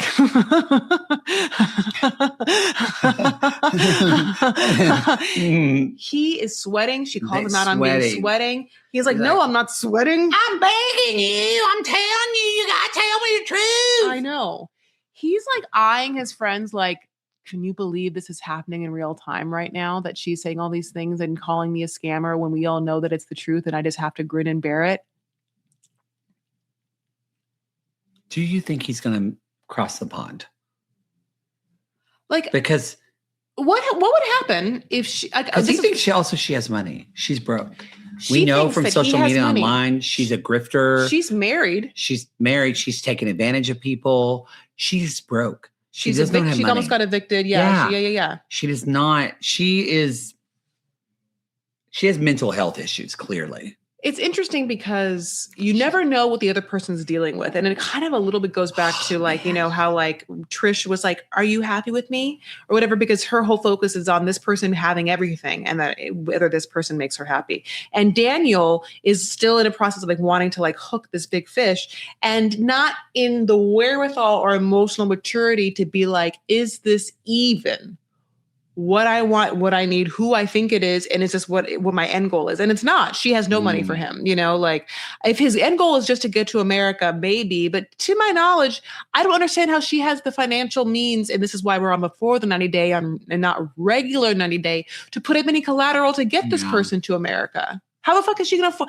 I don't understand how Forrest could afford Sheena. How do the K1? Yeah. How can they do the K1 visa? But he's dressed nice and his friends are like, well, I'll tell you one time it was just one shoe on that motherfucker. And so, you've done a due diligence and she and I love the fact that, as you said, they're thinking that she's going to hear all this. You've done good work, the Lord's work. And she just keeps hearing. She believes in the fairy tale. Honestly, look, this is going to sound horrible. I can't wait. I'm just going to say it. Say it. Lisa is not an attractive person. Yeah. She is not there's uglier people in the world. There's less physically attractive people in the world. But I'm just going to say also, even when she had the short hair, he likes feminine women. I'm not saying you have to be that way. I know you were queer, lesbian or whatever, but she didn't put on a stitch of eye makeup. There was no lipstick. There was no mascara. Because short hair women can be very feminine. But I was just my hair's short right now. But no, your hair is but hers is like mine. But it kind of amazes me that she has the confidence to think that this guy who looks like that and lives in Nigeria is actually into her. And it makes me go, am I not confident enough? Because I'm not Brad Pitt, but I'm not the Elephant Man. I'm like a good, just normal. Yeah. And I'm like, do I need to have more confidence? Yes, you should have confidence. I don't know, it's interesting because she was like, I get to meet his friends and ask questions about his life because he never offers anything about his life. And I'm happy because that means I don't have to talk about my life. Yeah, exactly. But also that. Yes. We all wondered also why this person who is arguably attractive, Daniel is an attractive person, why he is single. why he is not already like booed up with someone in a happy relationship. Why is he open to this situation? Now he is as he said, financially without, more so than his friends, you know, and like, you know, that his friends were like, yeah, he also just didn't have anything. B, though, in this scene, he also is like, yeah, I'm a handsome man. So yeah, I definitely. Oh yeah. He acknowledges that he's handsome. Why I guess I bring this up is because I didn't know if she thought maybe there was something like processing a little slow about it. Like, I don't know what she thought his situation was. Yeah. But it is interesting why he wouldn't have girlfriends, like, unless we're going to assume that he does, and they're just all behind the scenes. I wonder if he's got a little palm wine in his tank.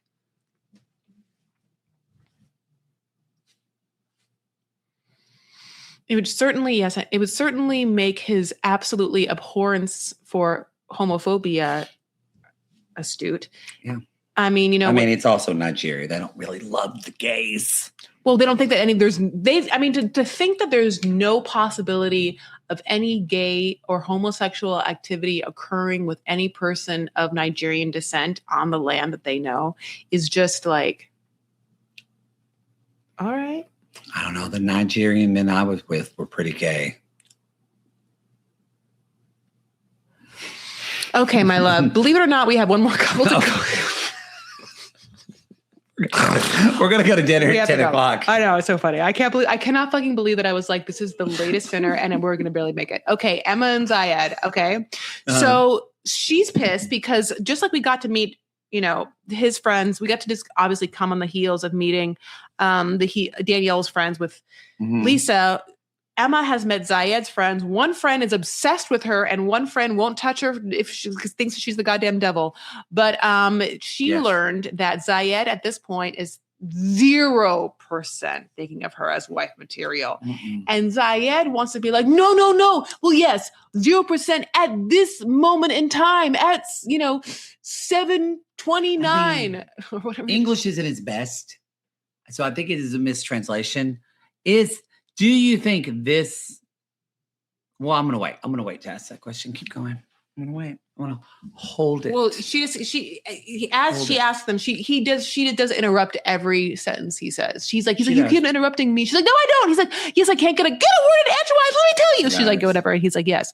So they decide to put a cork in it, kind of like we did, and how Giovanna and Annalyn, like they go to bed. Now she gets to take off her wig every night.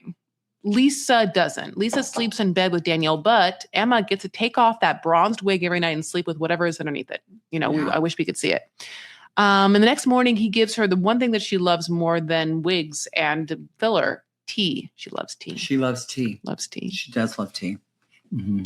She's like, listen, everything I do here is wrong. And you're just like not into me at all the times. It feels like when we were like talking, you were texting me. It was the cutest thing ever. You were so into me. You're love bombing me. You were telling me how like I'm wifey material. Now I'm here. I'm like gross. I'm a slut. Your friends hate me. And now I'm like 0%. And he's like, well, you're working up maybe 7%. She's like, they start to, and babe, thanks,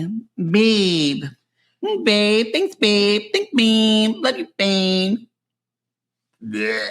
I'm assuming the producers were like, okay, you guys have to have like this is where I'm saying like the producers were like, come together and seem like you're having fun and seem like you're kind of like okay with him. I don't think this is produced. I think they're that crazy. Okay. I think it's that little that he has to do. And she's like, oh my God, that's so much. Did you make me tangine? I love tangine. Literally, he does this. And because what's she going to be? She has no depth. Like, what's she going to talk about? Like, what's she going to be really infused with and be stimulated with? Nothing. Because she's as shallow as a kiddie pool. Like so I think this was not. I think this is actually them switching this quick because he did the least, and she went, oh, yeah. Thanks for making me tangine, babe. It's so good. Babe, you're so sweet. You're so romantic. It did look good. I mean, listen, she doesn't eat that much. So it's the fact that she was going to be down for some tagine, it did probably look good. She's like, guess what? Today's my birthday. Then the best part happens. Okay, the best part happens. And I love this part 100%. She's like, so let me tell you guys. Afterwards, he came into my room and we made out. And then it didn't stop. And then I saw his D. It was like average size D, like, just fit in the palm of your hand, like Polly Pocket, what I'm saying? Like a little, like, like an M&M, didn't melt in my palm, not my hand, my mouth. Did it fit in the hand? Keep going. By the way, okay, let's talk about this. Does it? Yeah, thank you. Okay, let's talk about this. I have huge hands. Let me see. Okay. Bigger hands. You have huge hands. I want everyone to see your hands are bigger than mine. Bigger than yours. I have bigger than mine. I have man. I have dainty. I have fine hands, but I do have kind of small. What are we doing? A commercial? This is very commercial edition. Yeah, my name is Matt Maher. I'm local, Los Angeles. You just show your hands back and forth. I have huge hands. Yeah. Okay, so if your dick fits in my hand, then you could easily have a good sized dick. No, this is like you. If you fit in my hand from here, but here's the deal: if you fit from here to here, this is like a 7-inch dick. That's a great dick. Yeah, look at this dick. Here was what I'm gonna add. That's an 8-inch dick. But what if it's that way? Well, okay. We don't know. Was it the palm? Like, we don't know. Like, when she says fit it's in your hand, I don't know. The palm? Does she mean like from like shaft is at the tip and then the head's at the palm? Or does she mean like this is 3.5 inches? Like this, if it lays this way, this is not like if the dick is here. No entrada. Now, she doesn't give too much information away. It must be because she wants to be like, modest about it. Because she does say, I could deal with all this sex stuff, and like having sex on camera. Twice. I know, but they definitely fucked twice. She's like, but I think that he's really worried about how people are going to view him because, he's Muslim. And I'm glad you just talked about his dick on his show. I know. But she's like, but I had to tell someone. So I told the entire world. Like, she didn't just call her sister. No. Did she forget she's being recorded for national television? By the way, she has a twin sister that she's now been in like a major city with. Like, we usually get FaceTimes from family members, like to be like checking in. Like, it's why I keep bringing up the fact that Laura hasn't talked to Michael, and I find that shocking. But now I'm gonna really be like, Emma hasn't even called her twin fucking sister. No. Yeah, and it's episode 9. So that's wild to me. So yeah, so basically that's when he makes her tagine, and it's just everything is so good and everything is so sweet, babe. And it's her birthday, and so that's when they had sex, and then he's going to surprise her with, guess what? Another locale of this vacation, which is what they always want to do. And she has always wanted to be proposed to on her birthday, which I think is not a normal thing. I mean, I don't want to be proposed to on my birthday. Don't give me a ring on my birthday. Don't give me a ring on Christmas. Don't give me a ring on Halloween. Make it its own holiday. Yeah, you're ruining a holiday that already exists. Give me a ring on September 24th when there's shit going on. Yeah, absolutely. And also, he's not going to marry her. He's already told his friend in Arabic that she is haram. He is not going to marry her. No, there's not. First of all, he just wanted to bang her. Obviously. And he did. And, like 2 parts about this. His mom might watch this and be like, oh, I can't believe my, son dated this whore. Him. Yeah. But then there's all the men on here that he's going to be like, so how do you be like, oh, I fucked that whore? I hate this for her because I don't want to live in a Madonna whore syndrome. Like Mary Magdalene world or whatever. And I feel like I do because of my Catholicism. We all do. Were you raised Catholic too? So brutally Catholic. So was I. That I think that a whole thing about, I have a lot of trust issues. I forgot. Like ancient. Lesbian. I'm a lesbian Lebanese person. Lebanese debutante. So we're talking about your show. Yeah. Great show. I love you so much. That's a great one-person show. I'm going to do it again this year. I think that would win a Tony. Oh, from your lips to God's ears. It's so great. I can't wait to do. I'm like when you said the pitch deck about the like Claude. AI person, I was like, I wonder if I like I'm going to put send you in Claude. like what if I put in a bunch of stuff about Lebanese debutante? If it Okay, gives me some better. this is dinner conversation. I know we have to go. Okay, so I know. Stop it. So anyway, so yes. What were we talking about? Fuck. We were talking about dating. We were talking about Emma and Zia and how she talked about his dick and like having sex and how he wants to fuck her and tell all his friends about how he wanted to fuck her. And he was like, "Oh, look what I did, guys!" At his mom. Trust.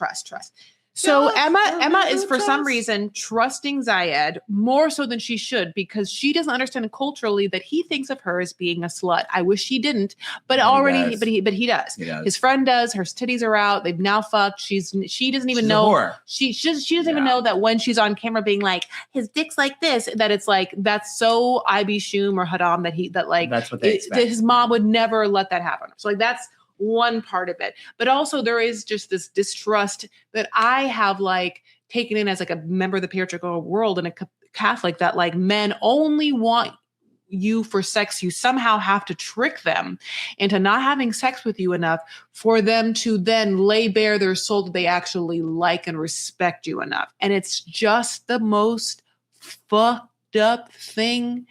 I think it's horrible. It sucks. That's horrible. all I have to say. That's the world we live in. Yay. Wow. An hour and 45 minutes of talking about a show that was only an hour and 30 minutes. I don't know. Without commercials. Yeah. Okay. So here's the thing. What a fucking gift it is to have you. I love you so much. We're going to go have like the best Italian dinner. We are. You are Matt Maher. You are from Reality Gaze. You have your socials and Reality Gaze socials. You cover so many different fun pop culture shows on your RSS feed. That is anywhere you listen to podcasts. Sadly Amish. We're just doing right now. Let me let you do all your things. I want you to tell me what you're currently doing on your Patreon and what the RSS feed is. And give me your socials. Just do it all. We're doing it all. We're doing 90 Day Fiance. Obviously, we're doing B90 and we're doing Toe. Mm-hmm. We cover on our RG Plus. We cover the new season of Love During Lockup, which is really this. I won't watch that, but I'm watching Amish. I can't watch. It's too hard for me to watch. Love During Lockup. It's our favorite show. Jake and I think that Love During Lockup is our best podcast that we do. It brings out the country in us. It's the best shows we do. But I feel bad. I feel like it's like my work. You're not watching my QED reports. It's fine. So Love During Lockup, the new season. But if you get on RG Plus on our low tier, that's the old classic seasons that we didn't watch originally of 90 Day Fiance, and then the Family Chantel because we didn't watch it when it came out. And then the first couple of seasons of Love During Lockup. So anyway, that's all there. Love is Blind is coming out in February. We're covering that, as well as Secret Lives of Mormon Wives that comes out on my birthday on March 12th. So that's coming out season 4. We cover that, and that's on our YouTube channel. But aren't you covering? You're doing Bachelor, aren't you? With Taylor? We're not. We talked about it. I think when I told you, I said we were going to do it, and it's just too much with our schedule. We're probably going to do like a 10-minute during our B90 show. We'll do a 10-minute or Secret Lives of Mormon Wives. No, Secret Lives of Mormon Wives, we do whole episodes. Okay. But for Bachelorette with Taylor, Frankie, Paul, we're going to do little 10-minute corners, Bachelorette corner. Right. So we got some other stuff coming down the pike too, and the Gaily Dose, which airs every Friday. So if you don't watch any of these shows, you want to listen to us, the Gaily Dose on Friday. And that's it. Yeah. And you can follow that. All Reality Guys. I'm the Matt Maher. You want a cameo? Come at me. Jake doesn't do cameo, but I do. Come at me. Oh, you would get great cameos. Well, Jake can't do it because he does characters that take two. He does a whole thing. I just talk to people because I like to talk to people. Mm-hmm. You're great at talking to people. Whatever. Anyway, so yes, we love you. Mary Payne and I were just talking about this like a month ago. We were talking about how the name Vanity Fair is one of the best fucking branded names we have ever heard. It's the best name. Like, I love this name. Like, you're going to be successful just because of the name. And then your talent on the back of it. It's like, Mary Payne was like, I can't even believe I never thought of that. I was like, I know. She's like, it's the best fucking name. I said, it is. So I'm happy to be here. Jake and I love you. I love you so much from your lips to God's ears. We got to go eat. We do. We're going to have the yummiest Italian food. Listen to me. I love you so much. Honestly, I wouldn't be doing podcasting without you guys. You have been my friends since before I started watching 90 Day Fiance. Yeah, so years ago. What a gift. You were watching this show before we were, actually. You were doing YouTube videos, I think, before we potted about it. I wish I had done a podcast at that time under Vanity Fair. Who knows what would happen now? I wanted to do a podcast in 2006. You did you had your own podcast. I didn't do it till like 2009. No, I wanted to do a podcast in like 2005. Can you imagine if I would be Mark Maron. I would. Okay. Maybe I could. Coulda, shoulda, woulda. You know what? Everything in due time, my loves. If you want to, you can absolutely follow me. I'm at Chris L. Farah on TikTok, on Instagram. I have a Patreon where the visuals of this will go live 24 hours before they are anywhere else. So if you want to see that, go to patreon.com/Chris Farah. I also have a Substack. I also have a Facebook. You can like Chris Farah, the page. Also join Vanity Farah, the group. All of those things happen. And thank you so much for being on this journey with me. I'm following Toe, Sister Wives, and I'm excited to do some one-offs about the Tyra Banks ANTM documentary on Netflix. Mm-hmm. So if you're into that as well, that's coming up. But the Toe and Sister Wives lives on my YouTube channel. Please give me 5 stars if you haven't yet. It's really important. I hate to say that, but it's like a free thing for you to do to help me. Give the 5 stars. Give the thumbs up. Give a thumbs up. Give a 5 stars. Follow, download, subscribe, the whole situation. Share it. Talk about it on a forum even.